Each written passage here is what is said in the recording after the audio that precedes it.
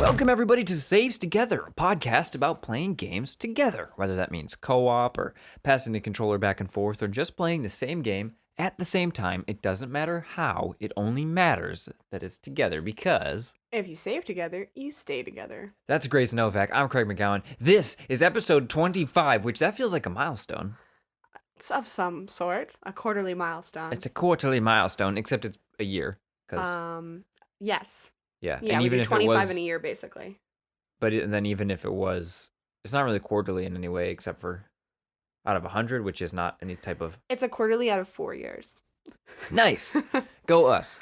And today we're talking about Monster Hunter Worlds. Worlds. Oh, I think it's Worlds. I think it's World. Because there's only one world. It's not like you go to multiple worlds. Let me do a check on that one. Monster. You're right. It is Monster Hunter World. Ha, that makes sense because, like I said, there's really only one world. And if you look at the map, it's all one island. So if they called it Worlds, I'd probably complain about that. Right, you'd be like, where's the other worlds? Yeah. Like Border Worlds. The What? potential Borderlands 3. They're calling it Border Worlds? I mean, at the end of 2, they show a map full of planets. Border space. But it's not the space that you're going to be in. It's the world. Planets. Border planets. Yeah, but you have to get to the planet somehow. It's like No Man's Sky plus Borderlands combined. Ooh, that sounds better than both of those games. There you go. But before we talk about Monster Hunter World, what have you been playing in your spare time, in your free time? We need to come up with a word for that, like in your solo. What's wrong with what have you been playing? In your YOLO solo. In your YOLO time. Yeah, in your YOLO solo time. Well, I know. When you're... Hold on, I'm trying to work Han Solo into this. No, I don't think we should. This isn't a Star Wars so podcast. It's a what? gaming. How's the ship flying, Captain Solo? I don't want to. No? How's the shit flying? Ship.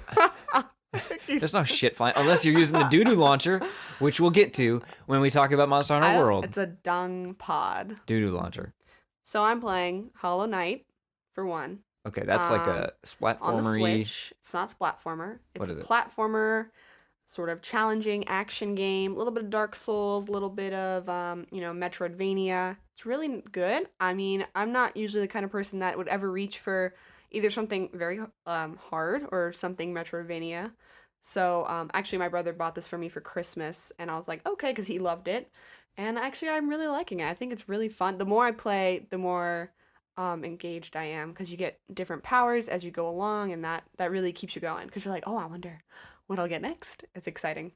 It is a little spooky though. I get a little scared. What kind of things are you getting next? Like I just got the ability to double jump, so that's very exciting. I think really? I mean, you can kind of sense from the map like where you can't go, and you're like, I bet I get something that makes me jump higher, or something to cut through this like obstacle that I keep seeing. So you assume like, okay, I'm gonna get that somewhere, and then I can come back to this. That's funny. Metroidvania, though, right? I don't know. My woe really was to the fact that the double jump. You feel like you've been playing that game for a while, and you just now got a double jump. Well, there's a lot of movement ability as far as wall jumping, so you can still jump pretty high if you have walls to jump on. But if there's no wall to jump on, that's where this double jump will come in handy. Cool. And I've also been playing. I got back to Assassin's Creed Odyssey because I was trying to see if I could beat the story. I'm waiting for Kingdom Hearts 3. That's like my big game right now that I'm excited for. So it's still a couple more weeks. Oh, pretty soon though, right? 29th. That's like 2 weeks. Assassin's God, I'm Creed. so excited. Assassin's Creed Odyssey is kind of like your friend in high school that when they get a girlfriend or a boyfriend, they stop talking to you. Yeah. But then they come back when they get dumped or they dump. Oh my God. Because you left Assassin's Creed for Red Dead. And Smash. Actually, I left it for Dragon Quest. Yeah, see? So you it's left been it a for long time. And now you're going to leave it again when Kingdom Hearts comes out. Basically. Well, I was hoping I could try to get close, but that game is just so long. And it's fun, but it's not like Kingdom Hearts 3 exciting. So, yeah, I will leave it again most likely. But then I'll come back when I'm done with that. It's a game I can always return to. How have you found returning to it? Is it simple to get back into? Does it still make sense, or are you like lost? Are you lost in the plot and the game controls? No, it makes sense. It took me a hot minute to get used to the game controls again. But then I was like, I get it, and it's fine. I mean, the game isn't anything super special as far as the combat to me. It's more like something I have to get through because I enjoy the exploring much more than the combat. And I like the sniping with my bow and arrow. Nice. I want to ask now before you play Kingdom Hearts. Okay. Because I'm sure we'll talk about Kingdom Hearts later. Oh, But before you I'm play so it, what are excited. you looking forward to with Kingdom Hearts? What do you want out of this? I really love the Disney thing because I'm a big Disney fan. So I just love the interacting with Disney characters, and I like the different kinds of combat you can do based around that. So you get like new keyblades and new attacks based around going to these new places. I don't know. The combat is really fun in Kingdom Hearts. It's not necessarily challenging all the time, especially in the later games, but it can be very exciting to watch, very flashy. Here's what's important to me about Kingdom Hearts. The only thing I played of Kingdom Hearts ever was about 4 hours of Dream Drop distance because you could grind on rails. Is the grinding on rails part of the game? Not really, but it looks like for this one, there may be some sort of movement in that way. I can't really tell. I don't know. Not exactly. Not as much as in Dream Drop Distance. That was a big thing with that one. That was like the gimmick of that game. That was like, really? I mean, I thought it didn't even seem like necessary. It just seemed like you could. The reason you could is because you're in a dream. So I think it was like following the dream logic gave you the ability to go anywhere in like that. You know, in my dreams, I have soap shoes on all the time as well. So it makes sense to you. What have I been playing? Ace Combat 7. Now, I said that as if I've played these games before. I said that like, oh, of course I'm playing this airplane game. But this is my first time ever playing this game. And I actually like it a lot. I started the game. I'm playing on easy. I decided very intense when you're playing it. Yeah, it's intense. But good for you for playing But it wasn't easy. intense at first because I'm playing it on easy because I don't care and I just want to experience it. And I've grown up. I've become a master gamer. You're a man now. And I became willing to not care what anybody thinks, and I'm just gonna play easy on things I don't. You know what I mean? Like Anthem, I'll probably play on normal because I'm excited about Anthem or whatever. But this, I just want to see what it is. Right. So I'm playing it on easy mode and beginner controls, and I'm like, this game's all right, I guess, but it doesn't. I don't think it doesn't control that well. So I beat the first mission on beginner controls. Then I go in the settings and I see expert controls. And I think to myself, I'm an expert. So I turn them on and it makes the game way better. It makes the game incredible and they shouldn't even have the beginner controls in there. Basically, it gives you the option to roll your plane left and right and upside down and stuff. Do a barrel roll? Yes, which is crucial to that's crucial to plane flying. Like, you have to turn your plane sideways and pull left and right to turn sharp. Like, come on. Is that crucial to plane yes! flying? Anyone out there is listening to this, all you pilots flying. I would be really scared if I was in a plane and all of a sudden we all just turned sideways. Not like commercial airlines, but fighter jets. But what I like about it is it feels kind of like old flight sims. Like, it's not a simulator game, which I don't want it to be, but it feels like X-Wing, those X-Wing games. And like, I used to play a lot of those, Free Space, stuff like that. And I'm also we're playing Travis Touchdown Returns again. What's it called? Travis Touchdown. Nope. Strikes Back. Travis Strikes Again. And then there's a game inside the game called Travis Strikes Back. Is it really? Yeah. Okay. Yeah, we just started last night. We played the first level. I like it. And Me I'm too. excited to do an episode about it. Me too. But let's do an episode about Monster Hunter Worlds instead. Yeah, let's do it. World, not worlds.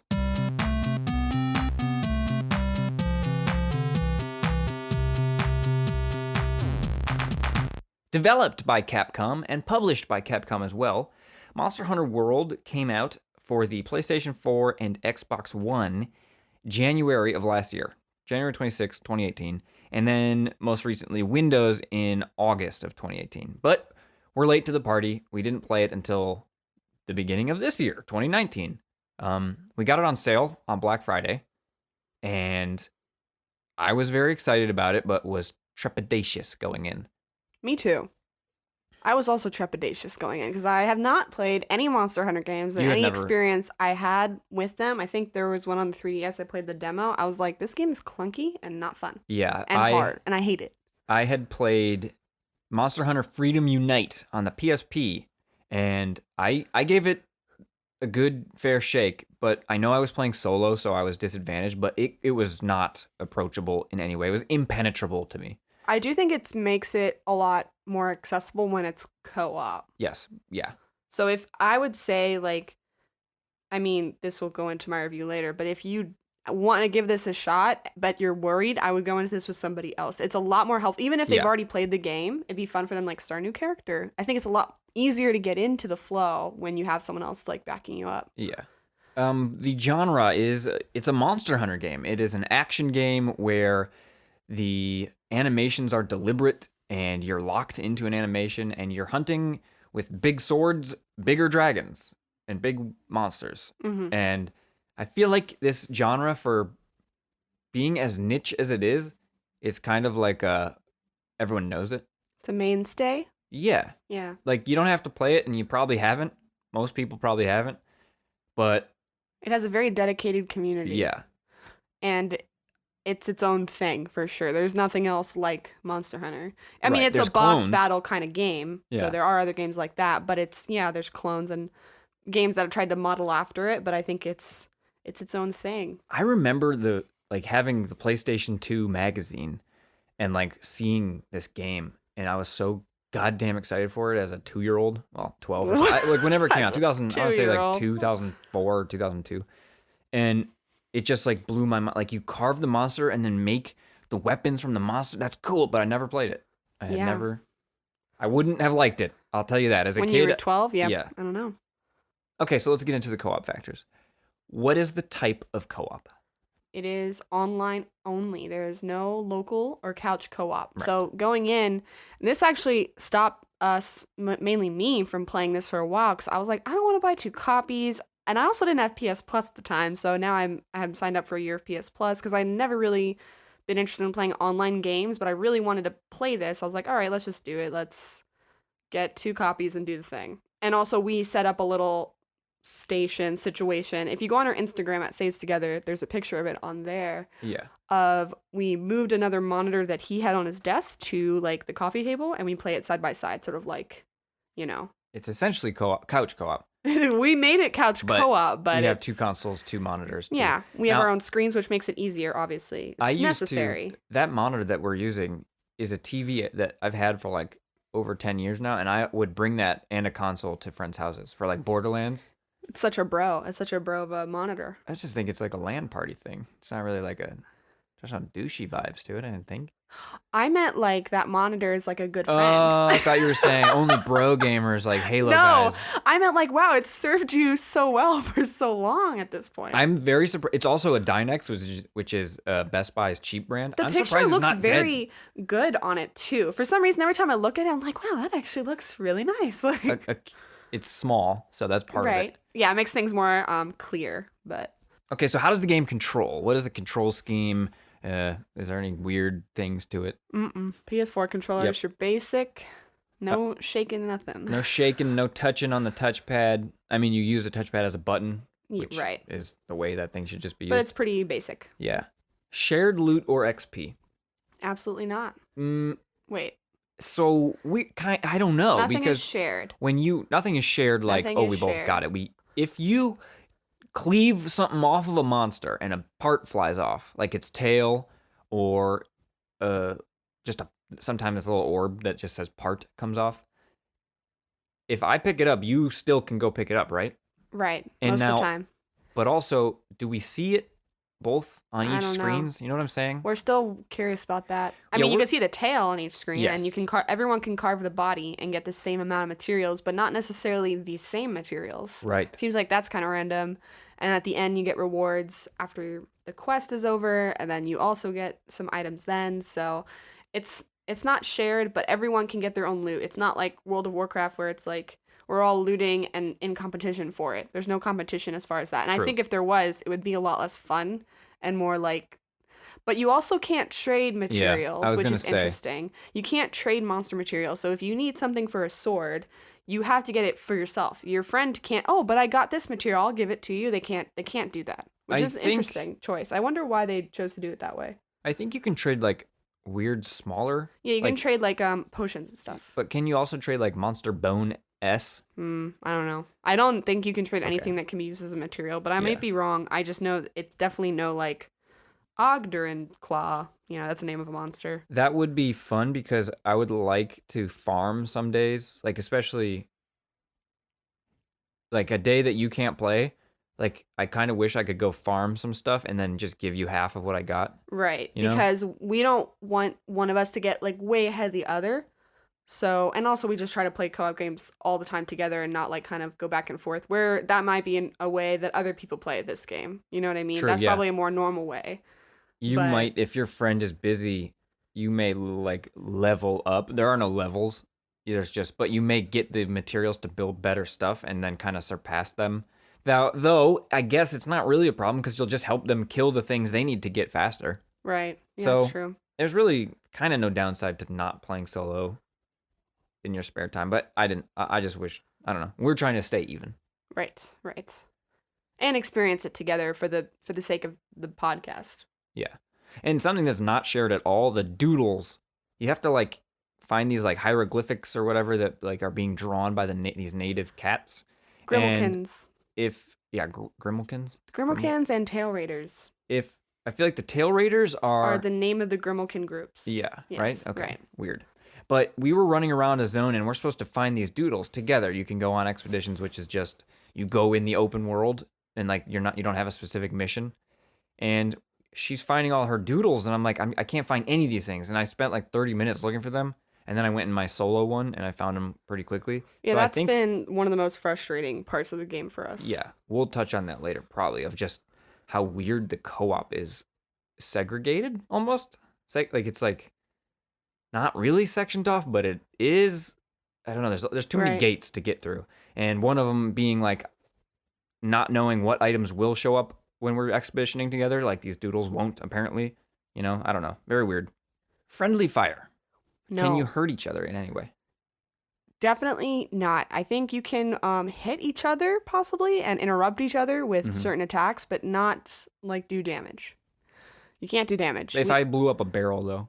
Yeah, might. sure. I mean, I would say that's like pretty incidental friendly fire sort of thing where it's like you need an item to do it, but you can't hit each other directly. I mean, you can, but it does not do damage. Your swords can cling off of each other, which is interesting. Yeah. So we'll touch on the interruptive actions section. Lots of them. You can really interrupt each other in a way.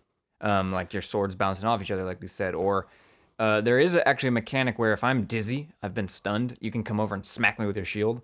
And so help like, to help. That's actually not interruptive necessarily. I guess by definition it is, but that's actually a useful thing. But there's other things like if you hit a pod of poison, there's like these plants that are growing everywhere. Like you'll poison me. Or like if you throw a flash bomb and don't tell me. Wait, would that hit me? No, flash bombs don't work on each other. Flash pods. But the poison plants are part of the environment, so that's more of like incidental again. Yeah, just starting environmental things. Is it a separate mode or full? Let's talk about it now. It's a little bit of both. The weird gatedness. In the in the original story mode, basically up until a certain point, like Hunter rank 8 or something, up until you drive away one of the first Elder Dragons, you have to go through this process of seeing the cutscenes in each story mission separately before you can join each other's story mission. And that doesn't take too long. It can take like 4 to 5 minutes. It just really depends on the quest. It's just it's a strange thing. But we ran into it after that too, though. It seems less likely to happen. Like it looks like a little bit less. It's the assigned missions, really, right? Not always. But not all of them. It looks like it's specifically for encountering new monsters. Weird. You have to like see their entrance video. And you can't go on story-related expeditions together, which there aren't too many, but when basically every time you go to a new area, the first time, you can't work together in this way at all. I think the running theory is that the game is rendering those cutscenes in real time in the engine, and I'm standing there, like in my game, and so you can't also be standing there in my game, or else we'd be clipping through each other, and they just didn't do the work to make it so it could have 2 people.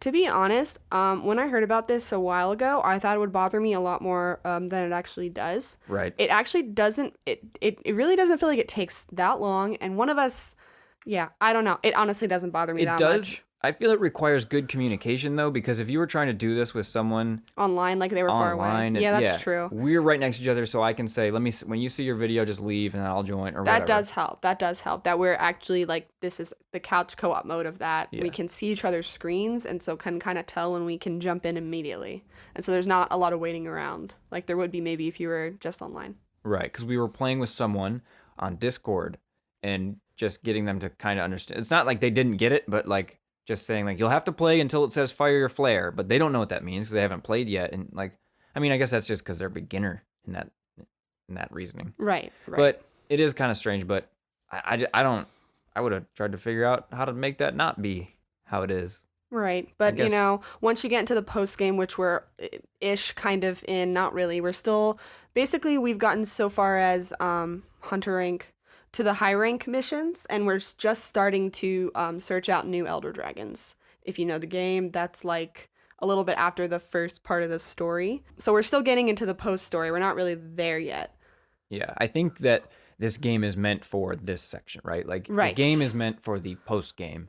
For the co-op. Yeah. Yeah. Like, but it's nice that it still lets us do the story missions in co-op, because it wouldn't have been that fun to not be able to do that. We wouldn't have played it, honestly. We wouldn't have gone through hours and hours and hours. How many hours you said? 56 we're at? We're at 54 hours. 54 hours of the game. And we may come back to this. We're going to keep playing after the podcast. Like usually we come to this and do podcasts after we're done. We may revisit the game in another episode. Yeah, I think this is a part 1. Yeah, because I think there may be even more.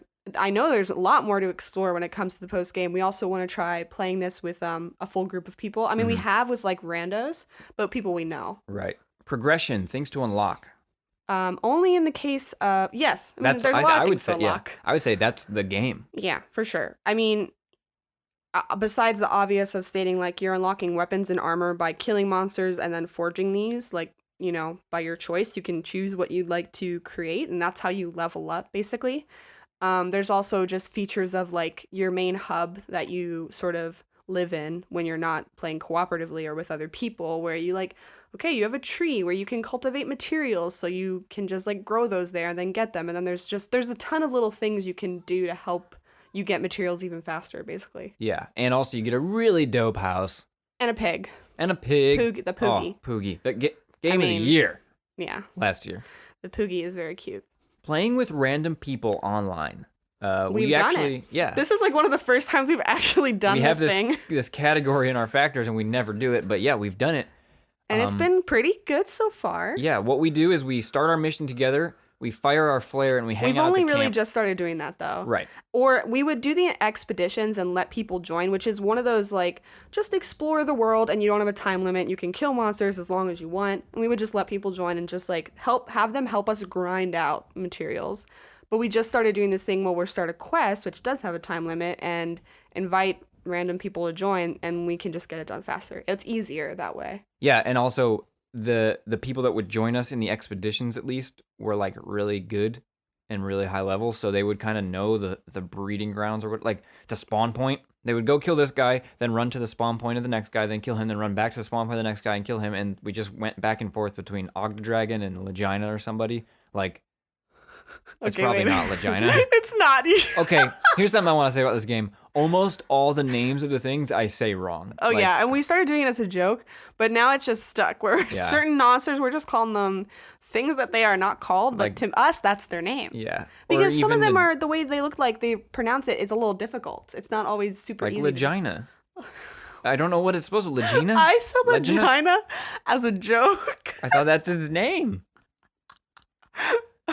Also, the Doodle launcher, or like there's a dung pod you can fire at monsters to make them run away. So in the case like you're hunting one and another one just comes to try to break up the party, you can fire dung and it will be like, ew, gross, and run away. But we just call it doo-doo launcher. You have like a slinger, which is just a crossbow type thing on your arm that you have to find stones. It's like almost like a slingshot, I guess, more. You can find stones in the world, and you can use that to just annoy monsters, but you can also load other stuff into it. So you've got your doo-doo launchers, you got your lightning launchers, you got your flash pods, flash bangers. None of those are accurate words. I'm never gonna remember the names because you don't really. There's a lot of stuff, and the monsters all have just like, I don't know, crazy names. Yeah, But the one thing I will say about playing with these people online, let's say you fire your Doodle launcher, it tells you over on the side, like a chat, it says like Peabody Spellsmo, that's me, fired his Doodle launcher. Or it says, I'm firing my Doodle launcher, okay? But then if someone from Germany or Japan or China or someplace joins you, it says the same thing, because it's an auto response, but it says it in their language. So it's like, I don't know what that means. Yeah, if a Japanese person fires their dong pod, same thing. Like you're saying, it will be in Japanese on the side of your screen. So if you can't read Japanese, you're like, did they mount it? What happened? I don't know. It tells you that information for a lot of stuff. And granted, it should be helpful, and in an English case that we could read, it is helpful, but it's not necessary though, which is cool. It's not. We never really suffer and lose because of it, but it's still like, why wouldn't the game translate it to the language that you're currently operating off of your PS4? Right. Like I really don't get that. Obviously, the ones that are entered in manually, right? No, those totally get it. But these ones are auto responses. Yeah, it's really weird. You can change the auto response, so that could be part of it. Like you can make it say custom stuff when you mount. I have a feeling that's not though. Like because every single time it's been, and no, that's the case. I'm just saying maybe they were like, it's not worth trying to translate those specific ones because people are just gonna change them. Which I kind of want to go change mine. What's a good one for? I fired my Doodle launcher. There you go. For mounting, how about like yeehaw cowboy? Something like that. Yeah, that's pretty good. How about what are the other ones you got? Trap set. I'm being stunned. Okay, that'll just be. I don't like that. The difficulty of the co-op. The game is difficult in general. I think that's like a sort of part of this genre, this like Monster Hunter quantity. Franchise. Yeah, it's not a button masher. It's extremely deliberate. So every weapon has its own style of play. So you need to learn the style and then use it to your advantage based on the monster. And every monster has like a different way you need to kill it. So it's difficult, but the co-op, I think, makes it a lot easier because if one of us is attacking the monster drawing aggro, the other can run away, go get a potion, sharpen their weapon. It makes it a lot easier so you're not constantly getting ganked by the monster, like by yourself. Yeah, I would not enjoy this solo. Yeah, I think it's a great co-op experience and makes it a lot easier especially for newer players who aren't used to the way the game is played or the difficulty. How about the competitiveness? Not so much. I mean, like, we share deaths also, just to say, if each of us collectively die 3 times. That changes though, doesn't it, between missions? But generally it's 3. For story missions, it's usually 3. Then the mission's over, we lose. So if he dies 3 times, I die 0, the mission's over. If I die 1, he dies 2, the mission's over. If I die 0, you die 3. Right. I'm just saying, so there is a competitiveness factor a little bit in that, but not really, because all the loot is our own. We're just trying to booster ourselves to help each other. It doesn't feel very competitive. There are the superlatives at the end. Oh yeah, there's a little bit of more like a shouts out kind of thing. Yeah, it'll be like most slingers stuck or most buffs applied. Most you mounted the monster this many times, more than anybody Which else. I like because it's always positive. It's never like, this guy sucked. Like, this guy died so many times. Most deaths, sucker. But yeah, mostly it's not competitive and you just feel like, I want to get better so that we can take down monsters faster together. It feels, it's like satisfying when you're both, or 4 of you, or however many people are playing, actively killing this thing to get, like, it's like, yo, we are hunting together. It's a great co-op game, for sure. Like, I'll be in the air swinging flippy spinny, and like, you're just on the ground like, shing, shing, shing, shing, and I don't know. I wish that there was like replays or something, because it would be fun to go back and just like take frames of just like you stabbing a dude in the heart and me like coming down with a spiky it is really hard to get like a good action photo. Yeah. Because it's co-op online. Obviously you can't pause. You cannot pause. Yeah. What weapon are you using? I'm using a sword and shield, and I've also tried the bow and arrow, and I may go back to that, but for now I'm good with my sword and shield, which is sort of a basic weapon. Yeah, and I'm using the insect glaive because I like to do flips and stunts. Yeah, and use this insect to like tag the monster. That one's a lot more complicated than mine. But I like it. It's the right level of complicated because I tried the hunting horn just to see what it is. No, not going to do that. Right. But I also tried the katana, which I will switch to eventually. There's like about 15, 20 different weapons. I don't know, the number 16 maybe? Yeah, there's a good amount. So there's a lot of options. It's really, it's cool because it feels like every weapon you use is almost like a different game in some ways. It's a totally different play style. So it can if you get bored of something, you can totally switch it up, and then it's like a whole other game in some ways. Yeah, like they have such drastically different strategies. Like the big ass classic Monster Hunter sword that everybody thinks of, I feel like that has a blocking capability and a tackle, which like if a monster's charging at you, you could tackle them, and it goes through the monster and knocks them down. Like it blocks the monster's attack, which is amazing. Yeah, that's really cool. But then like, you have your swings and your smacks with that thing. But then with your sword and your shield, like what is that thing's like gimmick? I think mine is all about staying mobile, but also being defensive and close up offensive. So I can easily roll out of the way, but I also have a shield. So I have a lot of options. It's a more flexible play style. And also there's like some cool jump attacks that you can do. So it feels like a good one to start out with because it's not super complex and it's not super specific. Yeah, and like the insect glaive is like a wuxia, like Chinese, like use it to pole vault yourself in the air and then just like a lot of air attacks. Spin like a dishwasher or something, or like a laundry machine. It's just like, but only when you're red buffed, because you have your bug friend that you have to target specific areas of the monster, the weak points, to go get you a buff. Well, it depends what you hit. Okay, if you hit the other stuff, you get white, which is movement. If you get the other thing, it's orange, which I think is kind of reminds me of Shulk special from Super Smash Brothers and or Xenoblade. And it's the right level of complicated, but not like I think I just said that, but. It's cool because it's like, hold on, I have to stop and get, like, there's moments in the middle of fights where I'm only trying to get my red buff because it's almost not worth using that weapon if you're not red. Right. Because he does so many more. It's the difference between like 1 slash and 50 slashes, like when you swing your weapon. And then like the katana has a cool like building thing, meter right? to build to a super attack. Reminds me of Cloud from Super Smash Brothers. Is this game based on Super Smash Brothers? And the bow had like, what was the deal with those rocks, though, that you were shooting? I could fire, like, a barrel of rocks in the air, and then it was an arc shot, and then it would, like, stun. It would do a lot of damage from on top of the monster, like, a lot of small damage all at once. So, yeah, there's a lot of various playstyles. It's cool. Strategy and tactics. A lot. Yes. But also, not too much. It's not intense strategy and tactics, but it's not demanding. It's required. It's required strategy and tactics. You need to be focused. You have to plan your kit. You have to know what you're bringing. You have to know the armor you're bringing. You have to know the weapon you're bringing. You have to know the items you're bringing. And yeah, right. Because you have to know what you're fighting, where to hit it. Right. Every monster has its own element. Not all of them, but a lot of them have elements that if you're wearing the wrong armor, you can be destroyed very quickly. So you need to have, you need to do your research before you go in, which you gain as the game goes on. Yeah, and then even in the middle of combat, you'll be like, all right, I have to roll back and sharpen my weapon. You were saying that before. Like, I have to go heal up or whatever, right. So, yeah, there's definitely a strategy in that way. Something that's great is the palicos. If you're playing Kitties. 1-player or 2-player, you get a pet cat that helps you fight, and it gives you buffs. Like, you can tell it to get you health, or you could... It's like a setting. It's like armor that you bring. It has a tool on it. It could be lightning stuff to blind and confuse the enemy. It can be health stuff. It can be, what are the other ones? There's a shield. That's the one I'm using. So it draws aggro. So if I'm in a jam, then it can like just quickly get the monster away from me.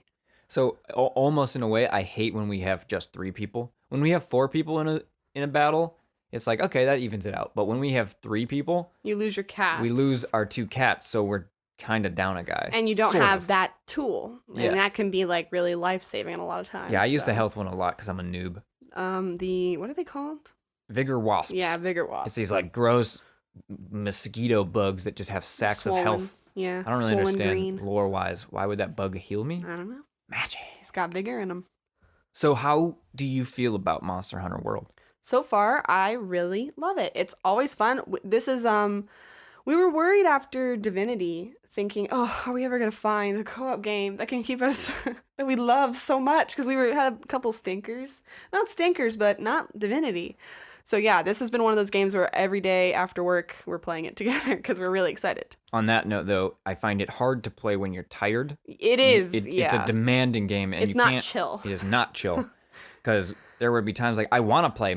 Mentally, I'm like, I want to play Monster Hunter. But then like just physically, like, I need eye drops because I'm staring at the screen too much. Yeah. I find myself pulling away from the screen and blinking more than I ever have in games before. Like, I don't usually do that, but I find Interesting. myself doing that here. I was like, I need to get some eye drops for I this have damn eye thing. drops here, by the way. Give me them. I need them part of my I didn't kit. know. You never said. Yeah, I mean, put your eye drops in. It is not a chill co-op game, so that's a factor to consider when going in. Like, do you want something chill to play with somebody? This is not what you're looking for. Yeah. Neither was Divinity. But Divinity really. was because it you kind could of was. 'Cause slow you could down. Stop. You could pause. You cannot pause in this game. There's literally no pausing. You need to go to the bathroom. Too fucking bad. Like you're in the middle of a monster fight. I think that this game is the perfect balance between the obfuscation of the old ones and the accessibility that they needed. Yes, right? Like, absolutely. This game, there's still some weird stuff, and it takes a while to figure out your weapon, and it's I love still it. Slightly intimidating from the outside. But then it has stuff like the auto crafting. Like if you have it set, every time I pick up an herb and a honey, automatically make me a potion. Yeah. Like, there's no reason not to just make me a potion. So you can set it to do that, which is cool. It has 2 sticks, which was a major problem on the 3DS demo you played, on the PSP version I played. You need camera controls, man. Yeah, for sure.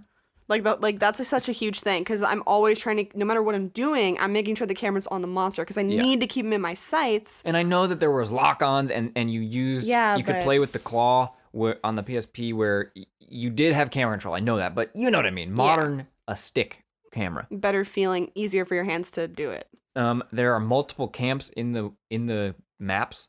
The maps are not segregated into sections with loading screens. It's all one big map. Yeah, it's nice. You can fast travel between those camps. You can eat at the camp, which you used to have to remember to eat before you went out. The scout flies versus the paintballs. It used to be you'd throw a paintball at a monster, and that's kind of how you track it. But now we have the scout flies. However, scout flies are fucking stupid sometimes. But it's better than nothing. I like that it's auto, and you don't have to remember to bring a paintball and throw a paintball, because that feels like what gameplay am I getting out of this? Like, what is the core mechanic of why wouldn't I throw a paintball? So then it should just be auto paintballed. You know what I mean? Right. I think they just taken out a lot of the unnecessarily harder, more tedious gameplay, kept the difficulty of the monster hunting, so it made it more fun. Maybe. I don't know if we didn't play the other ones enough. But I think it's still difficult. Yes. You know, the monsters hit you 3 times in a row, you're dead. So you cannot be getting hit by the monster a ton of times. You need to be not being hit, essentially. Walking while drinking your potions is big, and the infinite whetstone is big. Yeah. And these are all the things that take away the tedium. And I really like it. And I kind of... So what's your current score? Well, we're not doing scores anymore, man. Remember? That's right. This is new. We had a meeting. To introduce this. We had a production meeting. Yeah, right. And we said, it's a fancy way to say what we did. We always talk about these scores, and we mention it's like the scores in Whose Line, they're unrelated and blah blah blah. We were just doing that for fun, like it was never a serious thing. But we decided after doing Game of the Year where we had our SS rank, or we just had S rank, We right? just had S rank. Yeah. We're gonna just do letter ranks to these games, and then they will sort of fall into a tier system. And now, again, it doesn't mean that they're necessarily better than each other, but it does just kind of... For us, the Saves Together podcast, they're stack ranked in that way. Right now, and this is not its final... we're going to do triple S, double S, S, A, B, C, D, F. Okay. The standard Standard, like elementary school, high school, but adding S's.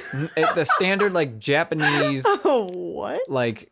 game. Yes, You've experienced this system. Sonic. Honestly, the only time I've experienced it was really with Sonic, but also other Japanese games. Rhythm games have it too. Yeah. Right now, currently, I'm giving it a double S. Not a triple S. Wait a minute. Oh yeah, sorry, yes, double S. Well, the only reason I'm holding back from triple S is because, like, what if something happens towards the end here? Mm-hmm. But I guess I don't need it. Right now, it's a triple S to me. Okay, I'm gonna give it a double S plus. Oh yeah, we have a plus also. Which... Now, I thought the plus was supposed to be our... You're right. We're giving it a rank. We were talking about we're going to give it a rank together. Okay. We don't have our personal rank. You're right. So right now, I agree. Yeah. Triple S. I think you're right. Right now, it's a very good game. The fact that we always want to play it every day, that's enough for me to give it a triple S, basically. And the fact that, like you said about the Divinity thing, like it replaced that emptiness. The sadness inside of not having a good co-op game. It's great. It's a great game, and we're going to keep playing it, and we will, we'll come back and report based on our final final thoughts, because we want to do post-game stuff first. It's a long game. It will take you a long time to get through, but it's worth it. So I think you should try it if you're like, oh, I'm nervous, but you have someone who wants to play with you. I think it's worth doing. Before we head into the news, give me your snacks. Give me your snack attack recommendation. For Monster Hunter. Water, stay hydrated. Jerky. Eye drops. Jerky. Beef jerky. Yeah. Slim Jim. You need that jerk. You need to protein up. And it's got to be quick and fast because you don't have much time between rations. monster attacks. You need to spin your meat on, which we never do, by the way. Yeah, everyone. I thought I would do that more based on every trailer and like GIF and video of Monster Hunter is the guy spinning the meat. Yeah. On the rack. And there's a tune that plays that's apparently really good. I've literally not done that. I did it once and I burned it. And I was like, all right, well, I give up. Well, that's because we have the chef. There's a cat that makes your food for you. And but isn't that for building your stamina back up? I don't know. Because we use the rations for that. Sure. You know what? We're not experts at this game, so we maybe sound very stupid right now. But and you're like, why aren't you doing it? That chef cat, though. Chef cat's great. Craig wants to be Chef Cat for next Halloween. Yeah, it's on my list. That's a good costume. All right, let's talk about news. Okay. And then we'll come back to Monster Hunter World in part 2 sometime down the line.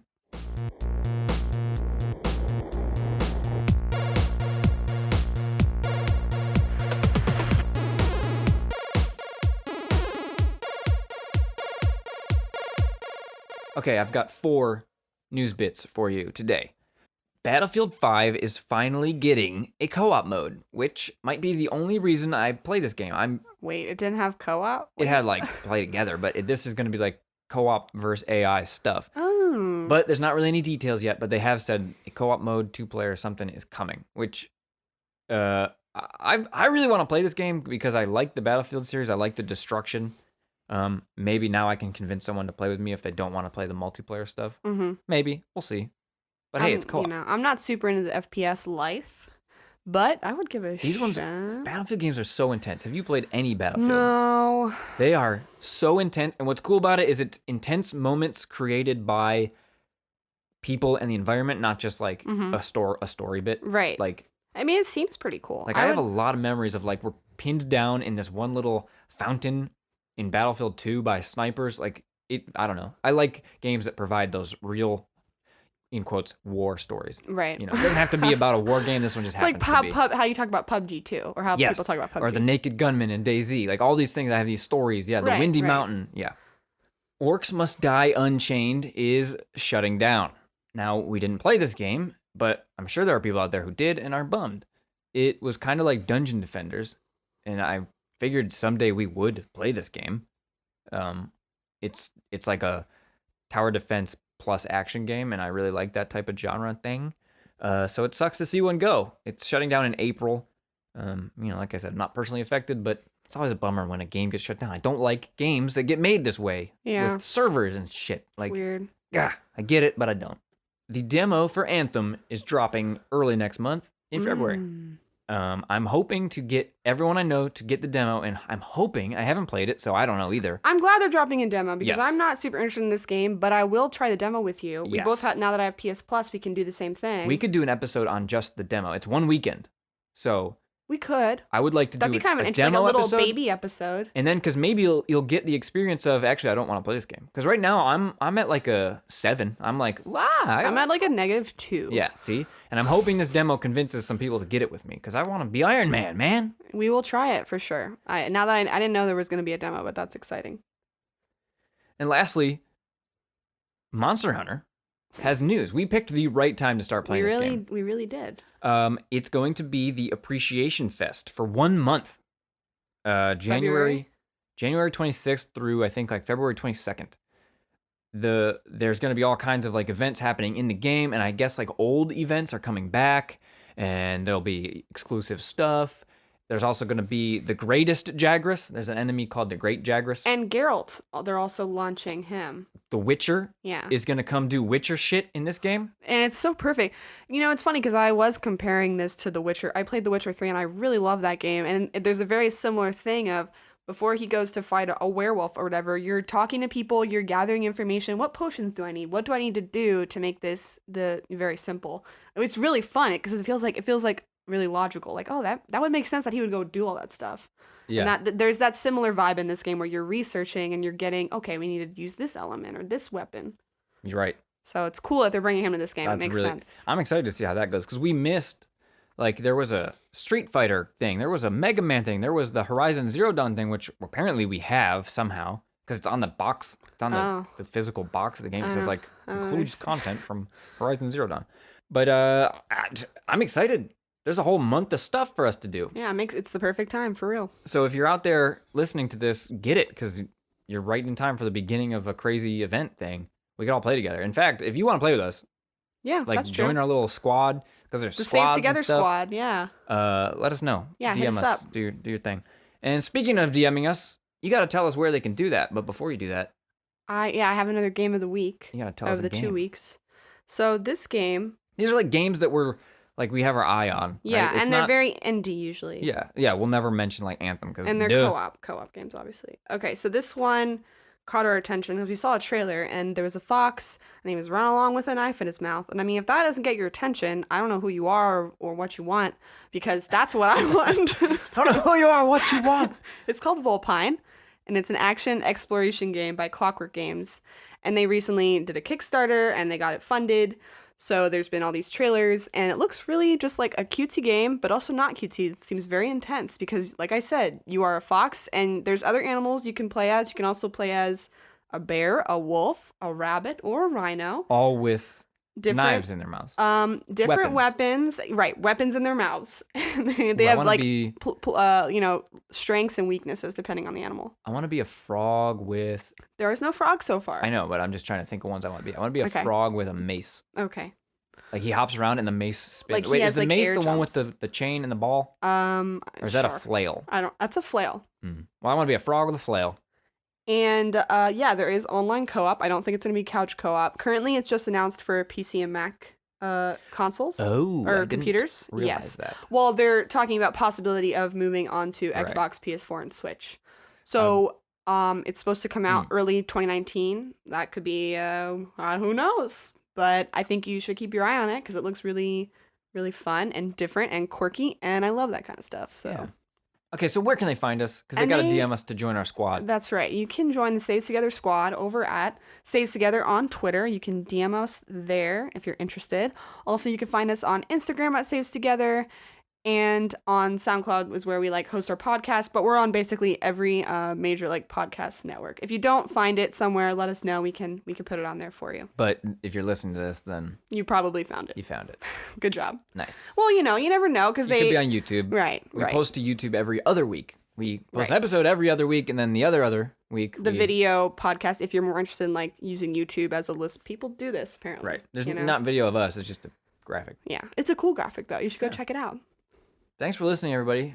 Yes. And let's go play more Monster Hunter. Yeah, let's do that. I gotta get that Ogdodragon armor, and then I gotta catch more Leginas, and once I get the Legina thing, I can get the hat with the thing, and finally I'll be able to get the sword that has electricity, because I got the Kieran horns, but the Kieran pieces, they're pretty hard to get, but at least I have enough to get the weapon, but it won't be the next level 2 weapon, so I'm thinking that the level 2 weapon next to the level 3 weapon, it's probably not worth doing, but it's cool, because it looks...